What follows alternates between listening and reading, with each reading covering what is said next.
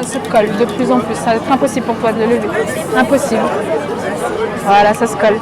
Ah, c'est bizarre là. Là, t'es dans ton état normal là? Ouais. T'es pas hypnotisé là? Non. Du coup, c'est normal qu'il y ait un pied collé. Ça t'arrive souvent? Non. Donc t'es dans ton état normal.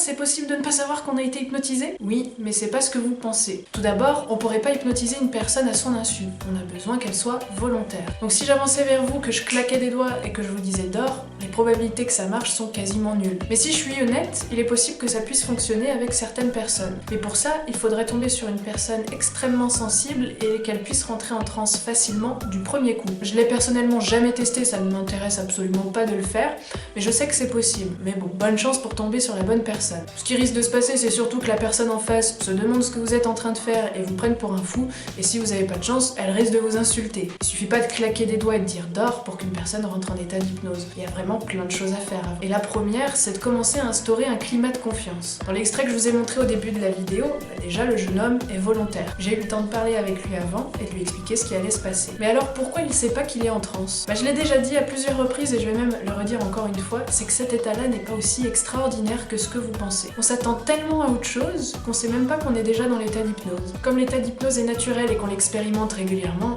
il n'y a rien de nouveau là-dedans. Avec le jeune homme, sur la vidéo, j'y suis allée assez progressivement, pas tout à fait aussi rapidement qu'en spectacle. Par exemple, si je penche la tête très doucement, vous n'allez peut-être pas vous apercevoir que je suis en train de bouger. Voilà, je le fais assez rapidement encore. Mais si je bouge la tête d'un coup, vous allez tout de suite vous apercevoir du décalage. Et c'est ce qu'on fait en spectacle, on fait basculer d'un coup la personne dans un état d'hypnose. Mais je pourrais le faire aussi beaucoup plus progressivement, et c'est principalement de cette manière que je pratique en cabinet. Dans l'extrait vidéo, vous voyez que quand je lui demande s'il est hypnotisé, il me répond non, mais quand je lui fais prendre conscience que c'est quand même un peu bizarre que ses pieds soient collés, c'est là qu'il arrive à prendre conscience qu'il est dans un état d'hypnose. Et c'est comme quand on rêve la nuit, pour nous ça devient notre réalité. Et on sait pas toujours qu'on est en train de rêver. Sauf si vous faites des rêves éveillés. Et des choses bizarres peuvent nous arriver dans un rêve, mais on trouve ça totalement normal. C'est seulement quand on se réveille qu'on commence à se dire « Tiens, c'était quand même un peu bizarre ce rêve ». C'est pareil avec l'hypnose. On peut trouver ça totalement normal que notre pied soit collé ou qu'on oublie un chiffre, par exemple, parce qu'on a accepté que ce soit notre réalité. On fait comme si, et puis ça devient réel pour nous.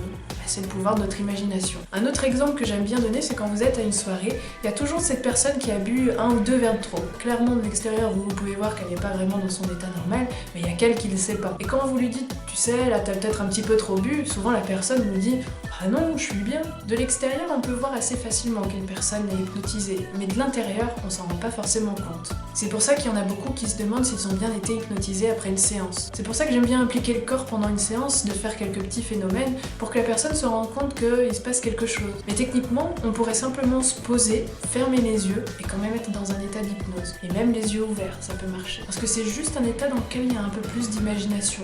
Mais c'est rien d'extraordinaire.